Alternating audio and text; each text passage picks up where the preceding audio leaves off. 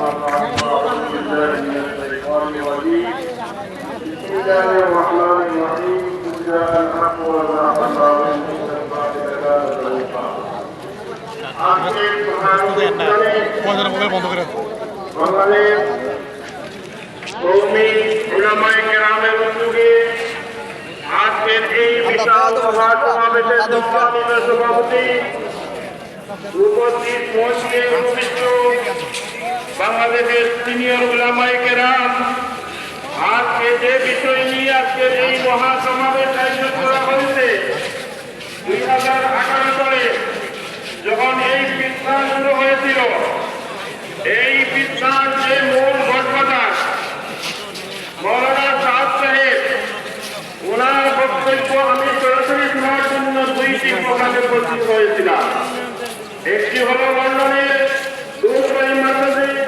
ওনার একটি ইজতেমা ছিল, সেই প্রোগ্রামে আমি সরাসরি ওনার বক্তব্য নিয়ে শুনেছি। দ্বিতীয়টি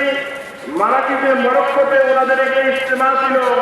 ওনার বক্তব্য সরাসরি শোনার জন্য সেই প্রোগ্রামে আমি গিয়েছিলাম।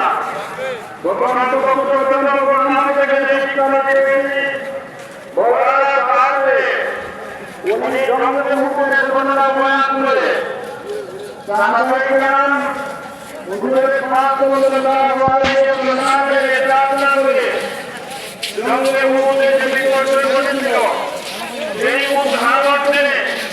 উনি নিজেকে বলতে চান, ওনার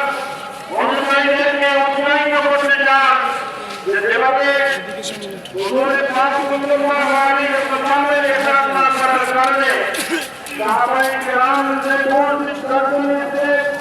এবং অনুমতি যেভাবে একত্রিত হয়েছিল, এইভাবে আমিরের তবলিগ মৌলানা সাহেব সাহেবের যদি অনুসরণ না করা হয়, এইভাবে মানুষ গুমরা হবে, বিপর্যয় হবে, অর্থাৎ গুণাতে উঠে আমি জানি না কোন পর্যায়ে গণ্য করতে চান উনি ওনাকে সাহেবে অনেক মর্যাদায় গণ্য করতে চান, আমার যে আশঙ্কা। 2 নম্বর, উনি মরক্কোতে যে বক্তব্য রেখেছিলেন, আমরা দীর্ঘদিন টঙ্গীর ময়দান থেকে মুরব্বীদের কাছ থেকে দীর্ঘতম ইসলামী বয়ান শুনেছি, কিন্তু উনি মারাকিসের বক্তব্যের মাধ্যমে বারবার উনি আক্রমণমূলক চ্যালেঞ্জমূলক উনি যেভাবে বক্তব্য রেখেছেন, ওনার এই বক্তব্য দ্বারা প্রমাণ হয়েছে উনি